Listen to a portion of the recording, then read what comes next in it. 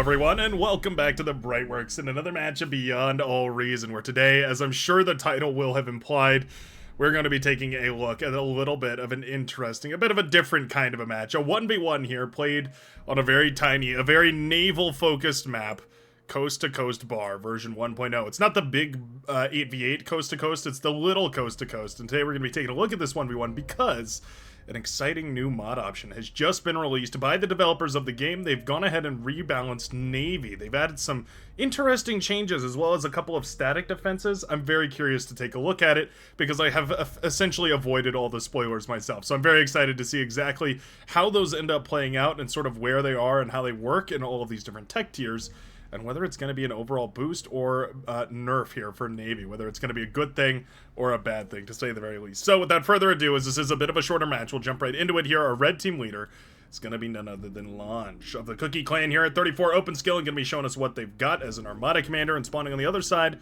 as a core commander. It's going to be none other than Wet Rat.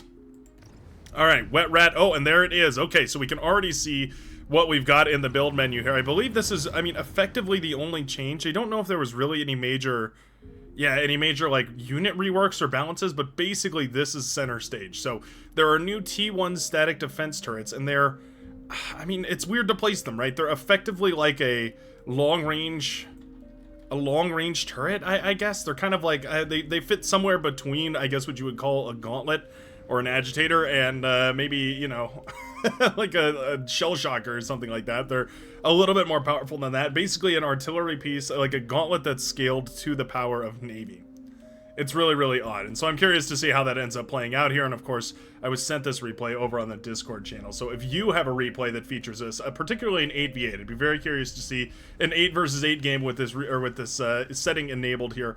Of course, go on over to the Discord channel. The link is always down below in the description section, and put the replay down there, and maybe I'll have a look at it, and we can have a look together here on the main channel. But okay, we've got some constructors going out here. Wet Rat, our blue commander, going to be sending out those early constructor boats here. It's basically a one-con expander here for the red commander. It's going to be a triple, well, a double constructor into a missile boat here for Wet Rat. Couple of these dolphins going across the field right here. Some super early aggression, but this is what you have to be prepared for. We need those gunboats out to try and deal with this. Dolphin's quite a bit more powerful than a gunboat. I would say on the scale of like 1.75 as powerful of a gun compared to a gunboat. I mean, it makes sense, right? Their cost is 1.75 that of the gunboat, so the math sort of adds up there. But yeah, okay, decent hit right here for Wet Rat, or rather against Wet Rat from Challonge very nicely early on to this game.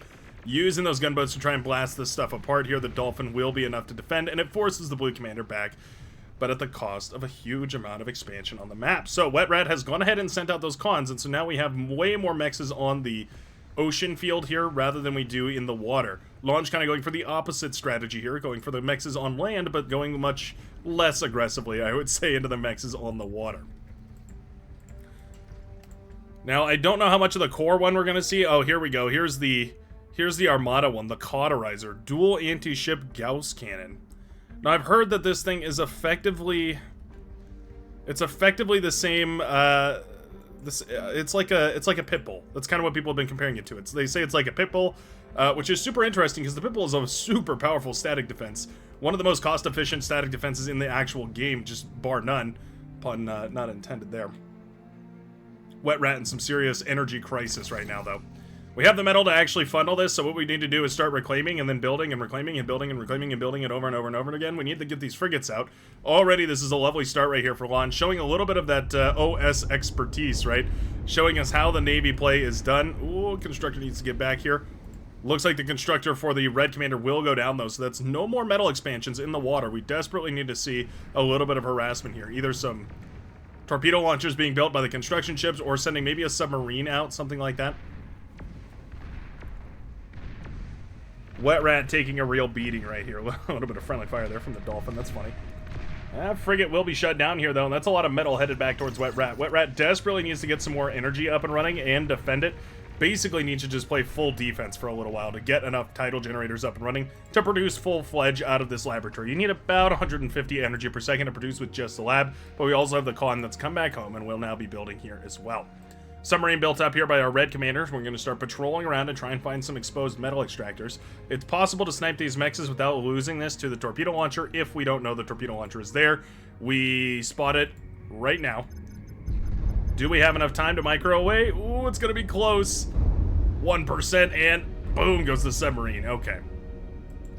Frankly, a worthwhile trade, right? The mechs can be rebuilt, but that's a huge hit. Losing that submarine, 100 damage or 100 metal down the drain. Hurts quite a lot. Frigate plus the skater right here are going to start doing the flanking damage. Ooh, and that hurts so bad. Yeah, the skater activating that flanking bonus, meaning that the frigate here, the assault frigate, will get a huge boost. Okay, we're in a great spot.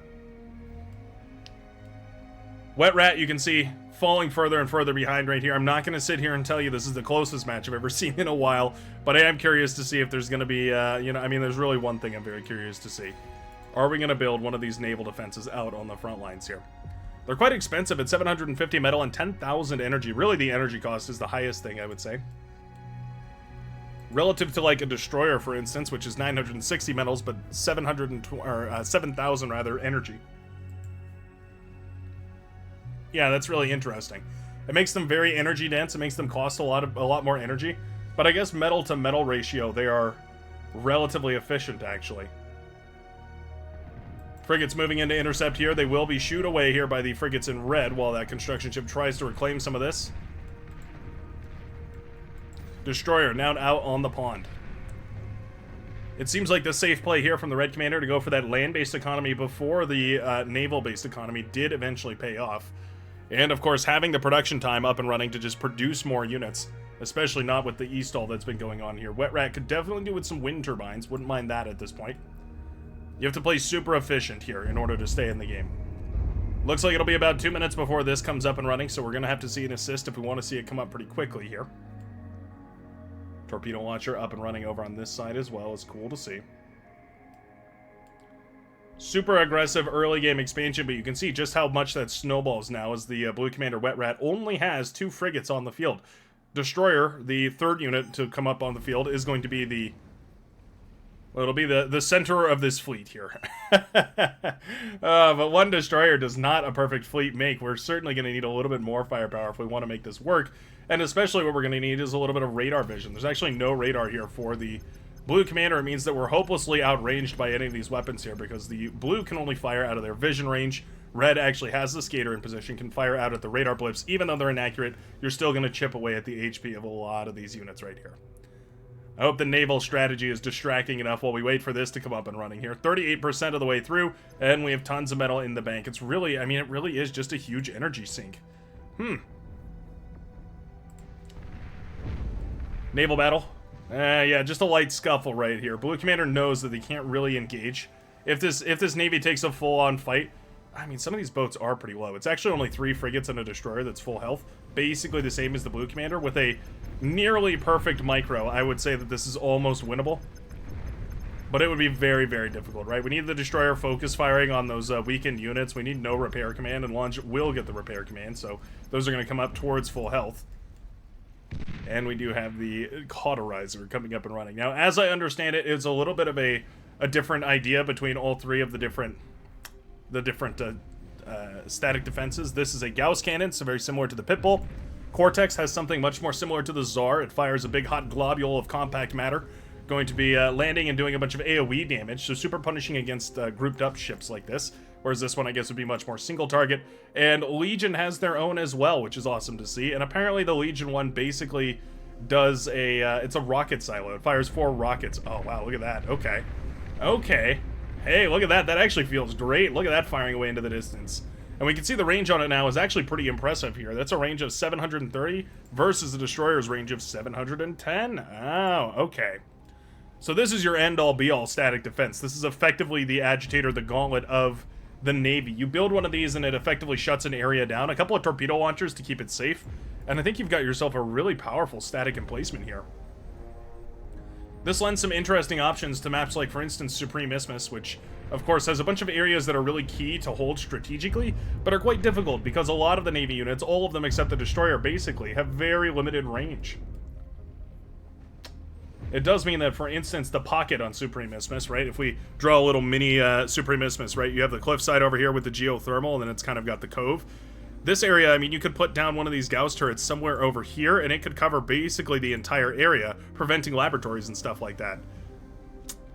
It also means if you built one of these over on this lane over here, you built one over here, it kind of covers your general area and gives you a bunch of room to expand. It opens up a bunch of opportunities, which is super, super interesting. Very excited to see this come into play more so. Be sure to vote to turn it on in your lobbies if you want to see how it plays out. One frigate goes down. Nice focus firing here from the blue commander, actually. I like that quite a lot. Ooh, we're even going to catch some of the res subs. Okay, nicely done. Wow, catches both of the res subs here. Oh, okay. Just barely catches both of the res subs. That turret is so cool, though. The cauterizer firing away. And it does decent damage, too. It looks like about... a little bit hard to tell. On a frigate, it looks like it's about 10% HP, which is huge. I mean, for how fast this thing fires, too. It's an expensive investment, right? This is a huge, expensive investment, and of course, a bunch of frigates are still going to overwhelm this easily, but if you support it properly, and you have maybe torpedo launchers, or just a little build power, or just your own units lingering around, this area is now effectively unassailable. As Jamakis, our co-commentator, is now chiming in, the accuracy is also super powerful. I imagine that's mostly an Armada specialty. I figured the core variant probably lacks a little bit of that accuracy with the slower moving projectile. Still, though, the wide AoE is very powerful against commanders that will tend to clump up their naval units, which is, in general, how most naval engagements are played. And I suppose the Legion one would be the pinnacle of point defense, where it would be super, super specific single-target damage. I will say Launch has invested tons of metal into these static defenses here, actually, and does not have anything to protect the commander. Oh, no, wait a minute. Launch here protecting the destroyers with the frigates as those depth charges are launched. Where are they going? Oh, it's a Hail Mary play. Wow, these things can take a beating too. They have so much sustain. Okay, well.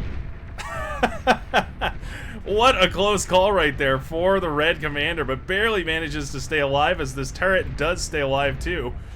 Wow, these have so much HP. Okay.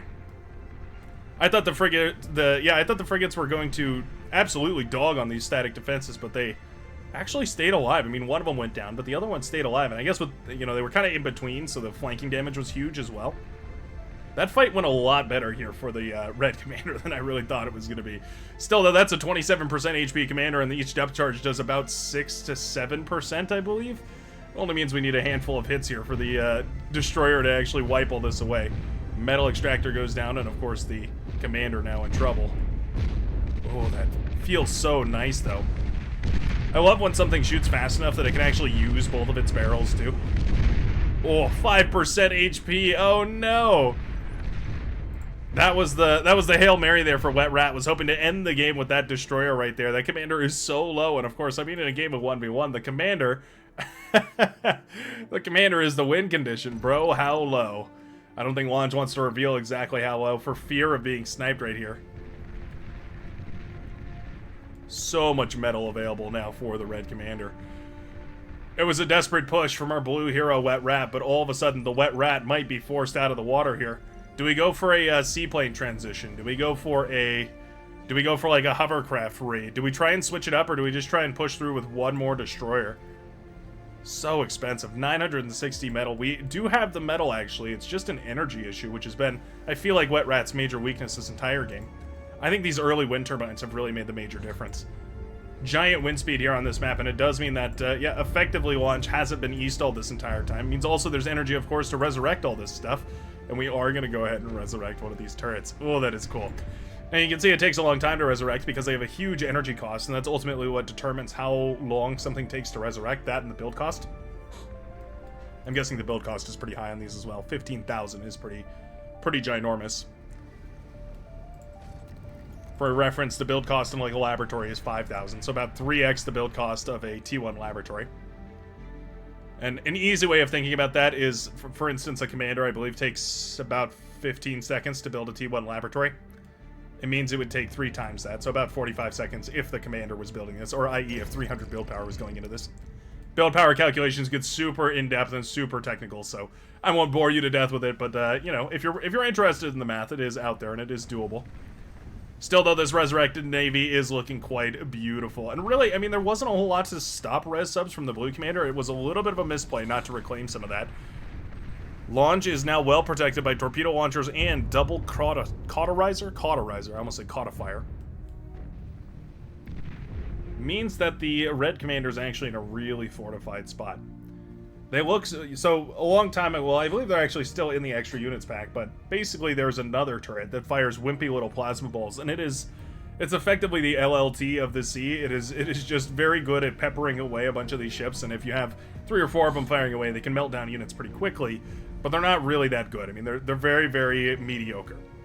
These feel like the big brother to that. They feel like absolutely the sort of T1, maybe even T1.5 sort of a static defense we would expect out of a little bit of a higher tier of play, kind of an escalation of the Navy.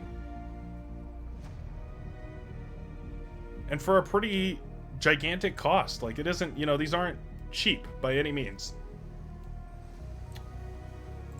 Wet Rat's still horribly energy stalled here. At this point, I think you pull the commander and just start building wind turbines or something. We've got to go for an alternate play here. We're in comeback territory where the blue commander is going to need some sort of a hero, some sort of a save right here in order to get back in this game. We have loads of frigates that have been built up. Loads of frigates for red too, though. It's going to come down to the micro right here. How's the fire control? Oh, it's actually stellar here for Wet Rat, who is target firing. No such target firing here for Launch. However, volume of fire. Yeah. Do you really need target firing if you just have twice as many ships? The answer is not really. We're taking about as good of a fight as we possibly could hope to take, and it still isn't really going the way that the blue commander is hoping. I like this idea of peeling some of these units off, trying to force a big portion of this Navy around to the side. This is also a ripe reclaim field to send in a res sub to try and eat up a bunch of these wreckages, and we just don't see anything like that. Wet Rat is making all the right plays, but we're just missing one step. We're missing one critical component in all of them. And really, I feel like the res sub is kind of that critical piece. Yeah. Wet Rat decides to throw in the towel. Fed you enough, says Wet Rat, and I tend to agree. It was a G if ever there was one, and a very interesting look, at the very least, of the Armada static defense. I'm super excited to cast another game and have a look at some of the core ones as well. So once again, if you have a match like that you'd like to see showcased here, be sure to send it on over to the Brightworks replay channel over on the Discord. And other than that, I hope you have a fabulous rest of your day. I hope you can figure out some fun ways to use these, and I hope to see you again in the very next match of Beyond All Reason. Peace out, everybody.